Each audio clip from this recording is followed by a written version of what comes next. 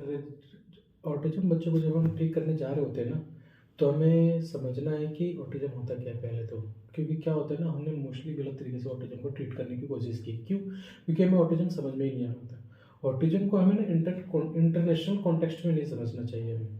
हमें समझना चाहिए अपने बच्चे के अकॉर्डिंगली। हम क्या करते हैं, हम बुक उठा लेते हैं और बच्चे के अकॉर्डिंग समझने लग जाते हैं। बच्चे के इंटरनेशनल कॉन्टेक्स्ट के हिसाब से समझने लग जाते हैं कि बुक में क्या लिखा हुआ है। उस तरीके से हम फिर परसेप्शन बना लेते हैं कि हाँ, ऑटिज्म बच्चे में ऐसा सा होता होगा। लेकिन आप सोचो, अगर ऐसा बुक में लिखा होता तो आपका बच्चा दूसरे बच्चे से सेम टू सेम होता। लेकिन ऐसा नहीं होता। आपका बच्चा जैसा बिहेव करता है, दूसरे का बच्चा थोड़ा सा डिफरेंट कर रहा होगा, उसका बच्चा किसी और तरीके से कर रहा हो, तो सब बच्चे डिफरेंट तरीके से वर्क कर रहे हैं। क्यों कर रहे हैं? क्यों नहीं सब बच्चे एक ही तरीके से वर्क कर रहे हैं? और हम लोग क्या कर रहे हैं? थेरेपी की तरीके से दे रहे हैं। बच्चा अलग अलग तरीके से बिहेव कर रहा है, थेरेपी एक ही तरीके से चल रही है। तो हमें समझना पड़ेगा कि हमें, अगर हम ऑटिज्म समझने जा रहे हैं तो हम बच्चे के अकॉर्डिंग समझें, हम ना कि बुक के हिसाब से समझें अपने बच्चे को। तो हमारे बच्चे में जो ऑटिज्म का कंडीशन डेवलप हो रहा है आजकल का जो सिनेरियो चल रहा है आजकल, कि मोबाइल की वजह से ज़्यादा देखने को मिल रहा है कि मेरा बच्चा ऑटिज्म हो गया। क्यों ऐसा हो रहा है? क्योंकि जब मोबाइल में ना, जब बच्चा देख रहा है, मोबाइल देख रहा है, तो क्या हो रहा है? कलर चल रहा है ना, कलर चल रहा है तो मूवमेंट हो रहा है कलर का। वो कोई ऑब्जेक्ट नहीं देख रहा, कोई चीज़ें नहीं देख रहा कि उसे समझ में आ रही कि हाँ क्या हो रहा है। क्योंकि बचपन में बच्चा जब छोटा होता है तो वो देखता है तो समझता नहीं चीज़ें, वो बस चल रहा है। ठीक है। तो होता क्या है कि जब और भी न्यूरॉन जब डेवलप हो रहे हैं, यानी सारे न्यूरॉन जब बन रहे हैं अच्छे से, तो बच्चा क्या कर रहा है, एक मूवमेंट का यूज कर रहा है। यानी कि यहाँ से कलर उठा, यहाँ से कलर गया, यहाँ से कलर उठा, यहाँ से कलर गया। मोबाइल में ये चीज़ें चल रही है बार बार, बच्चा उसी को फोकस कर रहा है। अब हो क्या रहा है कि जो बच्चे का न्यूरॉन है, बहुत सारे न्यूरॉन है हमारे ब्रेन में। अब बच्चे का न्यूरॉन जो डेवलप हो रहा है वो बस मूवमेंट लेने वाला डेवलप हो रहा है। यानी कि जो इन्फॉर्मेशन दे रहा है ब्रेन में, वो न्यूरॉन ट्रांसफर करना है। यानी कि सिग्नल, मतलब कलर यहाँ से उठ रहा है यहाँ पे जा रहा है, कलर यहाँ से उठ रहा है यहाँ पे जा रहा है, क्योंकि मूवमेंट हो रहा है ना मोबाइल में, रुक नहीं रहा मूवमेंट। तो बच्चे का जो मूवमेंट होता है ना, वो स्टार्ट हो जाता है ब्रेन में। वही चीज अगर दूसरे एरिया, जैसे में हम कहते हैं social skill area, play skill area, जो अदर एरिया भी होते हैं जो कि डेवलप होना चाहिए डेवलपमेंट के साथ, वो नहीं डेवलप हो रहे क्योंकि उस पर यूज नहीं हो रहा। उसका बच्चा यूज नहीं कर रहा उस एरिया का, इस एरिया का यूज नहीं कर रहा, उस एरिया का यूज नहीं कर रहा। बच्चा क्या यूज कर रहा है? विजुअल का यूज कर रहा है, बस बस मूवमेंट मूवमेंट मूवमेंट मूवमेंट। तो न्यूरॉन का जो सिग्नल देने का तरीका है वो क्या होगा? उसी तरीके से हो जाएगा। क्यों हो जाएगा? सोच के देखो थोड़ा सा। मैं एग्जांपल लेता हूँ कि जैसा फॉरेनर बच्चा बिहेव करता है, इंडियन बच्चा ऐसा बिहेव नहीं करता। क्यों नहीं करता? क्योंकि वो अलग तरीके से अपना एनवायरनमेंट सर्च कर रहा है, वो अलग तरीके से एनवायरनमेंट जी रहा है। लेकिन अगर किसी को ऑटिज्म हो गया तो क्यों एनवायरनमेंट ऐसा, क्यों उसके साथ ऐसा हो रहा है? क्योंकि उस वो मोबाइल देखने का एनवायरनमेंट क्रिएट हुआ उसके साथ, तो वो मोबाइल ही वाला मूवमेंट उसके दिमाग में चलेगा। तो होगा क्या? वो बस कलर पसंद करेगा, ओनली कलर पसंद करेगा। तो उसका जो बाकी के न्यूरॉन वो डेवलप ठीक से सिग्नल दिए नहीं, सिग्नल देंगे नहीं, तो न्यूरॉन का जो पाथवे सिग्नल देने का जो टेंडेंसी है वो क्या हो जाएगा? वीक हो जाएगा। और स्ट्रॉन्ग कौन सा हो जाएगा? मोबाइल वाला, बस मूवमेंट वाला। इसलिए बच्चा भागना स्टार्ट कर देता है, इसलिए हाइपर एक्टिविटी बढ़ जाती है। अब इतना, अब डिपेंड करता है कि कई बार बच्चा बहुत ज्यादा देखता है, बहुत ज्यादा मोबाइल देखा है तो सीवियर हो जाएगा। क्यों? क्योंकि उसका जो न्यूरॉन है वो बहुत ज्यादा उसके लिए, मतलब टाइट हो गया, कॉन्क्रीट हो गया उसका मूवमेंट। यानी कि मूवमेंट लेने वाला जो टेंडेंसी है वो ज्यादा बढ़ गया, तो उसको हम सीवियर में कैटेगरी में ला देते हैं। अगर बच्चे ने थोड़ा सा मोबाइल देखा तो उसको माइल्ड कैटेगरी में ला देते हैं, मीडियम देखा तो मॉडरेट कैटेगरी में ला देते हैं। मॉडरेट कैटेगरी का मतलब क्या हो गया कि थोड़ा सा न्यूरॉन यूज हुआ है, थोड़ा सा न्यूरॉन नहीं यूज हुआ। बाकी एरिया के मूवमेंट वाला तो यूज हुआ ही है। समझा ना बात? यानी कि मान लो आंखों का जो यूज हुआ है वो तो हुआ ही है, लेकिन थोड़ा हुआ। बाकी के एरिया भी इंप्रूव हुए लेकिन थोड़े हुए, तो उसे कहेंगे हम माइल्ड। ठीक है ना? तो माइल्ड, मॉडरेट, सीवियर इसी तरीके से हम कैटेगराइज करते हैं। अब हमें समझना है कि हमारा बच्चा कलर इतना पसंद कर रहा है, जितना सीवियर बच्चा होता है ना उतना ज्यादा कलर पसंद करता है। क्यों? क्योंकि उसने मोबाइल का कलर ज्यादा देखा है ना। कहते हैं कि हमारा बच्चा ना कलर पकड़ लेता है। मोस्टली देखा जाता है कि जो स्टीरियोटिपिकल बिहेवियर कनेक्ट होता है वो कलर से ज़्यादा हो जाता है। मान लीजिए कि कलर को लेके बच्चा क्या कर रहा है, कलर पेंट लगा रहा है, जैसे दीवार में लगाने लग जाता है बच्चा, हाथ में कलर लगा लेता है, ऐसे ऐसे करने लग जाता है। कलर के लेके ना बच्चा बहुत स्टिमिंग बिहेवियर दिखाता है। क्यों दिखाता है? क्योंकि कलर को लेके उसके ब्रेन में भी इंफॉर्मेशन चल रहा था और वो उसको साथ हम लिंक कर देते हैं, तो बच्चा क्या हो जाता है? वो कनेक्ट कर जाता है। तो हमें समझना पड़ेगा कि कलर को लेके बच्चा एडिक्शन जल्दी हो जाएगा। इसलिए कहते हैं बच्चा ना ड्राइंग में बहुत अच्छा है। ड्राइंग में अच्छा नहीं है, उसका कलर का आपने उसका यूज करवा दिया, यानी कि जो उसका ऑलरेडी स्किल्स था उसी को आपने कनेक्ट कर दिया, तो बच्चा कलर में तो बहुत अच्छा हो गया। नहीं, कलर में अच्छा नहीं हुआ, वो उसका कंफर्ट जोन आपने पकड़ा और उसी कंफर्ट जोन को लेकर आपने उसका स्ट्रेंथ क्रिएट करवा दी। समझ आ रहा बात? तो इस तरीके से हमें समझना पड़ता है बच्चों को। अब हम सोचते हैं कि मैं यार कितना काम करूं बच्चे के ऊपर, ये दिमाग में टेंशन होता है कि यार सारे एरिया इंप्रूव करने, कितना काम करना। अरे भाई काम तो करना पड़ेगा, सिंपल सी बात है। क्यों नहीं करना पड़ेगा? क्योंकि आप सोचो जरा, एज बढ़ रही है, ठीक है, स्किल्स कम थे यानी और एरिया के ऊपर काम कम हुआ, उस एरिया के ऊपर काम होगा तो एज भी बढ़ेगी। अब सोचो जरा कि एक छोटा बच्चा है 5 साल का, ठीक है, और एक 10 साल का बच्चा है, ठीक है।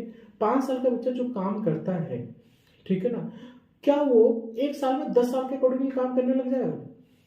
नहीं करेगा, बिल्कुल नहीं करेगा। कैसे कर लेगा? 5 साल का तो 6 साल के अकॉर्डिंगली काम करेगा ना जब 1 साल बढ़ेगा। लेकिन हमारे पेरेंट्स क्या सोचते हैं कि 1 साल में हमने बच्चे को, जैसे बच्चा वो हुआ दिक्कत में आया तो 3 साल हमने उसका गैप बना दिया है। मान लो कि गैप बन गया, उसका स्किल्स डाउन हो गया 3 साल का। और जब मैं थेरेपिस्ट के पास लेके जा रहा हूँ तो मैं ये सोच रहा हूँ कि जो 3 साल का गैप है वो 1 साल में पूरा हो जाए। तो गलती क्या हो रही है हमारी सबसे बड़ी ट्रीटमेंट प्लान करते समय?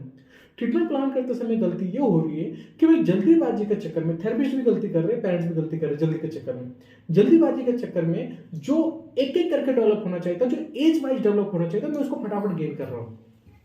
होता क्या है, जब हम स्पीच करा रहे होते हैं बच्चों को, जब ऑटिज्म बच्चों को जब स्पीच कराते हैं तो हम क्या करते हैं, बोलो मैं घर जाऊंगा, मैं घर जाऊंगा, मैं घर जाऊंगा, रिपीट करा देते हैं। रिपीट कराने में क्या होता है, फिर बच्चा क्या करता है, उसको रट लेता है। अब सोचो कि 1 साल का 3 साल का बच्चा था, 3 साल का बच्चा 3 वर्ड सेंटेंस बोल लेता है, ठीक है, अब वो नहीं बोला, आपके पास 5 साल में आया। अब सोचो जरा, तो पीछे का गैप कितना हुआ? 3 साल का गैप हो गया। 3 साल के गैप को आप 6 महीने में क्लियर करा दिए। ऐसे कैसे नहीं क्लियर करा दोगे आप? तो उसका तो नॉर्मल डेवलपमेंट होगा ना। आप पहले 1 वर्ड बुलवाओगे, 2 वर्ड बोलो, अब 1 वर्ड से 2 वर्ड आने में 6 महीने लगते हैं। लेकिन हमारे पेरेंट्स क्या होते हैं, एग्रेसिव होते हैं, या मुझे तो जल्दी रिजल्ट चाहिए, रिजल्ट तो लो भाई रिजल्ट। फिर बच्चा इकोलेलिया डेवलप हो जाता है। क्यों? क्योंकि रिपीट पे रिपीट रिपीट पे रिपीट रिपीट, क्योंकि ज्यादा बुलवाना है, ज्यादा बुलवाने के चक्कर में इकोलेलिया डेवलप हो रहा है और हमें लग रहा है बच्चा कंडीशन डेवलप हो रहा है। समझ आ रहा बात? तो ये चीज हमें समझनी पड़ेगी। दूसरा कि अब मान लो कि हमें से हमने पढ़ा है कि ये ना सेंसरी हो जाता है, नीड हो जाता है, सेंसरी इशू हो जा रहा है, नीड हो जा रही है। अरे भाई थोड़ा सा रुकना पड़ेगा हमें यहाँ पे। नीड का मतलब क्या है? सेंसरी नीड हो रही है, उसकी टेक्सचर की नीड हो रही है, स्मेल की नीड हो रही है, झूला झूलने की नीड हो रही है, भागने की नीड हो रही है, चिल्लाने की नीड हो रही है, पता नहीं किस किस की नीड हो रही है बच्चों की। क्यों हो रही है नीड? ये नीड वर्ड कहाँ से निकला है? ये नीड वर्ड का मतलब हमें समझना चाहिए। हमें कई बार मेरे को ये देखने को मिलता है कि जैसे पेरेंट्स आते हैं तो बोलते हैं कि मेरा बच्चा ना भाग रहा है, ठीक है, उसको ना वेस्टिबुलर कराते हैं तो खुश हो जाता है, उसको सेंसरी, उसको वेस्टिबुलर की नीड है तो झूला झुलाने लग जाता है। आप समझो, जिस चीज की नीड है और उसको जो वही दे दोगे तो क्या बच्चा एडिक्ट नहीं होगा? वो झूला कब छोड़ेगा? वो प्रेशर, बॉल प्रेशर कब छोड़ेगा? उससे भी ना डीप कंप्रेशर की नीड है, उसे ना स्मेल की नीड है। नीड का मतलब क्या? नीड कब बनती है पहले तो ये समझो जरा। नीड जब बनती है जब उसको उसमें इंटरेस्ट आए। जब तक इंटरेस्ट डेवलप नहीं होगा नीड नहीं बनेगा। समझ में आ रहा? नीड कब बनेगी? मेरे को चिकन खाने की नीड है। क्यों भाई? क्योंकि मेरे को मजा आता है उसमें। मेरे को मजा नहीं आएगा तो मेरी नीड क्यों बनेगी? अब मुझे वही देते रहोगे तो मेरे क्या होगा मेरे बॉडी में? वो तो गलत तरीके से इम्पैक्ट डालेगा ही ना। अब आप वही दिए जा रहे हो, चलो जी झूला दे देते, झूला कराते रहते, जाओ जी पार्क में ना झूला झूलाया करो। बच्चे का मूवमेंट वाला कंडीशन था कि भागने वाला कंडीशन था, उसके न्यूरॉन सिग्नल भागने वाले हो रहे थे और आपने झूला देकर और भागने वाला कंडीशन डेवलप कर दिया। तो बच्चा क्या करेगा? बच्चा तो कंफर्ट जोन में आएगा और उसको झूला पसंद करेगा। और उसी कंफर्ट जोन का हम क्या करें, नीड हो रही है बच्चे की। वो नहीं देख रहे कि बच्चा आपका कंफर्ट जोन में जा रहा है, वो ब्रेन यूज नहीं करना चाह रहा और उसकी नीड क्रिएट करवा रहे हो आप। मतलब मुझे समझ नहीं आता ये नीड वर्ड आया कहां से? सेंसरी नीड हो रही है, सेंसरी नीड हो रही है और वही दिए जाओ और फिर बच्चा जिंदगी बर्बाद हो जाता है। तो हमें समझना है कि हमें नीड को ना थोड़ा समझना पड़ेगा कि नीड नहीं होता किसी नाम की चीज, हम उसका हैबिचुअल कर रहे होते हैं उस नीड को बोलकर। समझो जरा, अब आपका आदत था लीनियर मोशन में फॉलो करने का, और आपने क्या किया, झूला पे झूला पकड़ा दिया उसे, झूला झूलाया जा रहा है 10-10 मिनट, 15-15 मिनट कुछ। अच्छा बच्चा हाइपर हो रहा है, आओ वेस्टिबुलर करा देते हैं। अरे भैया बच्चा हाइपर ही वेस्टिबुलर की वजह से हो रहा है, और तुम वही करा रहे हो उसको शांत करने के लिए, तो और हाइपर होगा। 2 मिनट के लिए खुश भी हो जाएगा, खुश होने के बाद चुप भी बैठ जाएगा, फिर तो वही मांगेगा दोबारा। 15-15 साल का एक्सपीरियंस लोग यही बॉल कंप्रेशन कर रहे हैं। अरे बॉल कंप्रेशन करने से बच्चा शांत हो, उसे यही नहीं समझ में आ रहा मुझे शांत क्यों होना है, कब होना है, किस टाइम होना है, किस टाइम नहीं होना है। आपको मैं बोल दूं कि 20 मिनट 25 मिनट बैठ जाओ, और मैं कोई रीजन ही ना दूं तो बैठ जाओगे आप, बोलो टाइम पास कर रहे हैं हमेशा, तो बच्चों को कैसे समझ में आएगा। ये काम करने की जरूरत है हमें कि हम उसके न्यूरॉन और स्किल्स के ऊपर ध्यान रखें। हम लेवल पकड़े, सारा लेवल पकड़े। इसलिए मैं कहता हूं मेरे प्लान से ना पेरेंट्स फ्रस्ट्रेट हो जाते हैं। क्यों पेरेंट्स फ्रस्ट्रेट हो रहे हैं कि सर इतना काम करवाते हैं।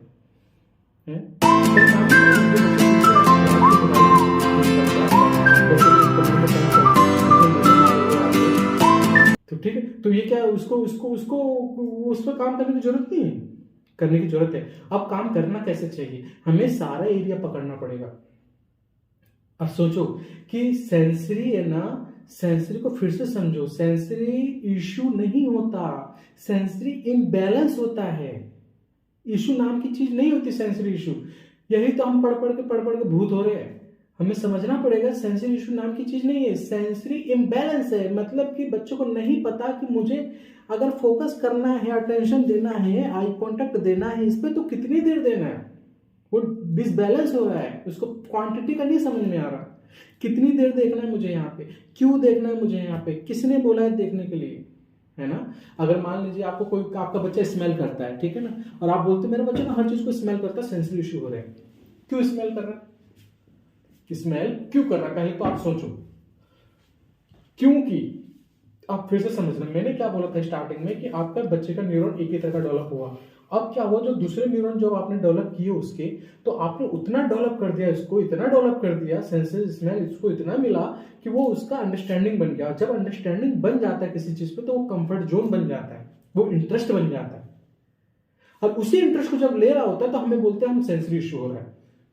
समझ आ रहा, नहीं समझ आ रहा, फिर से समझो कि अगर मेरा बच्चा स्मेल का इशू बन रहा है, आपको बोल रहे हो कि हाँ मेरे बच्चे में स्मेल का इशू है, स्मेल सेंसरी इशू करता है, स्मेल बार बार लेता रहता है, बार बार स्मेल करता है किसी चीज का स्मेल, क्यों कर रहा है स्मेल, क्योंकि जब वो स्मेल किया होगा तो उसके ब्रेन में इंफॉर्मेशन पहुंच गया होगा। अब जब इंफॉर्मेशन पहुंच गया तो उसके आगे का प्रोसीजर क्या, वो नहीं सोचता कोई कि भैया अब इंफॉर्मेशन पहुंच गया। सपोज वो स्मेल किया, अब स्मेल के आगे का सिखाओ ना कि कितना स्मेल करना है। उसको कैसे समझ में आएगा कि स्मेल नहीं करना है मुझे, कब समझ में आएगा उसको स्मेल नहीं करना चाहिए, क्यों करूंगा तो क्या होगा, नहीं करूंगा तो क्या होगा, कितना करूंगा कितना नहीं करना चाहिए, कितना किसको करना चाहिए किसको स्मेल नहीं करना चाहिए, कहां करना चाहिए कहां नहीं करना चाहिए, ये कैसे समझ में आएगा। तो हम क्या कर रहे हैं, स्मेल किया, सेंसरी इशू पे काम किया। अब सेंसरी इशू का काम किया तो बच्चा क्या, उसको तो बैलेंस करने का मतलब ही नहीं पता उसको कि हाँ मुझे कैसे बैलेंस, मतलब मुझे कितना स्मेल लेना चाहिए। तो बच्चा क्या करेगा, जब स्मेल ले रहा है तो एक बार ले लिया तो वो उसका इंटरेस्ट बन गया कि वो समझ में आ गया, अब वो बार बार लेगा, अब वो बार बार लेगा। वहां पे कैसे कंट्रोल समझा रहे हो कि बेटा तुझे कंट्रोल कैसे करना है, वो समझाना पड़ता है हमें, ऐसे नहीं अपने आप समझेगा। क्यों, क्योंकि उसके न्यूरॉन डेवलप नहीं थे वहां पे। अब जब न्यूरॉन नहीं डेवलप थे, उसका अंडरस्टैंडिंग में नहीं था। न्यूरॉन डेवलप का मतलब क्या है कि न्यूरॉन का सिग्नल जो पाथवे देने का जो टेंडेंसी है ना, वो वीक हो गया है। अब हाँ, इतने न्यूरॉन हमारे 4 मिलियन 9 मिलियन न्यूरॉन होते हैं, वो कैसे सिग्नल देंगे, हमारे बच्चे का मेमोरी कैसे बनेगा जब तक हम 7 स्टेजेस से नहीं गुजरेंगे। यानी हमारे ब्रेन में कॉन्शियस से लेकर सबकॉन्शियस माइंड तक जो स्टेजेस होता है, 7 स्टेजेस होता है, तब जाकर हमारे मेमोरी में कोई बात घुसती है। हम एक दिन में नहीं घुस जाती। और हमारे थेरेपिस्ट और पेरेंट्स क्या कर रहे हैं, एक ही सिग्नल दिए जा रहे, बार बार वही दिए जा रहे, तो होगा क्या, होगा बच्चा के क्या, एक ही तरह का मूवमेंट पकड़ेगा। इसलिए मैं कहता हूं कि एक चीज को 10 तरीके से कराने की कोशिश करो, तब बात बनेगी, तब मैं समझूंगा कि मेरे बच्चे में इंप्रूवमेंट है। और इसको कौन कराएगा, उसको पेरेंट्स ही कराएंगे, थेरेपिस्ट नहीं कराएंगे कभी। क्यों नहीं कराएंगे, क्योंकि वो कम टाइम तक उसके साथ रहते हैं। जब पेरेंट्स एक ही एक्टिविटी, मान लो आपका बच्चे ने मैचिंग सीख लिया, आपको पता है कि मेरा बच्चा मैचिंग सीख लिया, तो उसको 10 तरीके से अप्लाई करने की कोशिश करो। एनवायरनमेंट में निकाल के। ये नहीं कि मैचिंग हो गया तो अब उसका लाइफ सुधर गया, वो स्मेल बंद कर दी तो उसका लाइफ सुधर गया। उसको तो यही समझ में नहीं आ रहा कि कौन सा स्मेल मैंने लिया था, कौन सा स्मेल छोड़ा था। अब मैं टच कर रहा हूँ बार बार। टच क्यों कर रहा हूँ? क्योंकि मुझे पता लग रहा है, फील आ रहा है। अब मुझे फील कितना लेना है, क्यों लेना है, किस लिए लेना है, कहाँ लेना है, वो कौन बताएगा? फिर मैं बार बार छूंगा तो बोलेंगे आप सेंसरी इशू है। वो सेंसरी इशू नहीं है, वो सेंसरी डिसबैलेंस हो रहा है, सेंसरी इम्बैलेंस कर रहे हो आप बच्चे का। वो समझ नहीं पा रहा कि मेरे को टच कितना लेना चाहिए, मुझे टच क्यों करना चाहिए, कौन सा टच करना चाहिए, कौन सा टच नहीं करना चाहिए। इसलिए कहता हूं मैं कि हम क्या कर रहे हैं ना, पढ़ रहे हैं, ये बीमारी हो रही तो ये दवा देना, ये बीमारी तो ये दवा देना, हम उसके पीछे का कॉज समझ ही नहीं रहे। इसलिए मैं कहता हूं कि जब हम इंद्रिय कंट्रोल कैसे करते हैं, बताओ मुझे, हम इंद्रिय कंट्रोल कैसे करते हैं? बताओ, हम इंद्रिय कंट्रोल कैसे करते हैं? हम इंद्रिय कंट्रोल करते हैं जब हमें ये समझ में आता है अंडरस्टैंडिंग के साथ कि अगर मैंने ज्यादा इंद्रियों का यूज किया तो मेरे साथ नुकसान होने वाला है, तब हम इंद्रिय कंट्रोल करते हैं। प्लेजर देने से और वही बार बार देने से सेंसरी इशू खत्म नहीं होगा। इसको समझो, समझे? समझ में आ रहा है? सिग्नल, हर एक पार्ट का सिग्नल यूज करना पड़ेगा। अब मैं बोलूं, रीजनिंग के भी स्टेप होते हैं, क्यों बनाए स्टेप? प्रॉब्लम सॉल्विंग के स्टेप क्यों है? सोचो जरा, स्टेप क्यों है? क्योंकि विजुअल परसेप्चुअल का जो स्किल्स का एरिया है उसमें भी स्टेप है, क्योंकि उसके भी न्यूरॉन है। अगर कम्युनिकेशन का एरिया है ब्रेन में तो उसके तो बहुत सारे न्यूरॉन है वहां पे इकट्ठे हुए पड़े। सारे न्यूरॉन कहां यूज कर रहे हो आप? Observation skills, action with word, observation, social skills, communication, ये सब कहाँ है? टेंस, पार्ट ऑफ स्पीच, ये सब कहाँ है? और हम सोच रहे कि मैं बुला रहा हूँ, बोलो पापा कहाँ है? यहाँ है। अच्छा बोलो आपने क्या खाया? मैंने ये खाया। ये काम करने से क्या स्पीच आएगा उसका? नहीं आएगा स्पीच। अब सारे ये करना पड़ेगा हमें, speech with memory, sensory reasoning, ये सब काम, ये सब पार्ट होते हैं जब सेंसरी के ऊपर काम कर रहे होते हैं हम। समझ रहे हो? हम टारगेट एक्टिविटी बना लिए कि यहां से उठाओ वहां जाके बॉल रखो, यहां से उठाओ बॉल जाके रखो, इससे क्या इंप्रूव होगा? ठीक है बच्चा ग्रोस मोटर कर ले, उसको पता लगने लगे कि क्या, लेकिन जहां किक करने की बात आ रही फिर किक नहीं करना। क्यों किक करना सिखा रहे हो आप? और जब अदर एरिया की बात हो तो वहां पे आपको टेंशन हो जा रहा है कि यार इतनी सारी चीजें सिखानी पड़ेगी। तो किक करना मत सिखाओ, बोलो कि हाँ यहां से उठाएगा वहां रख देगा, किक करना सीख जाएगा।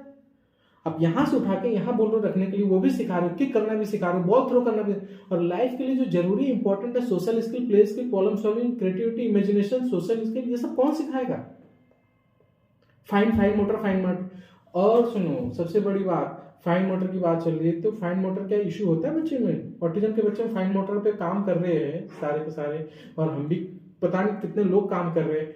फाइन मोटर का मतलब क्या होता है उसको पता नहीं है क्या? मेरे को अपना फाइन मोटर कैसे यूज करना है? उसके हाथ में स्ट्रेंथ है, उसके अंदर अंडरस्टैंडिंग नहीं है। समझ आ रही बात?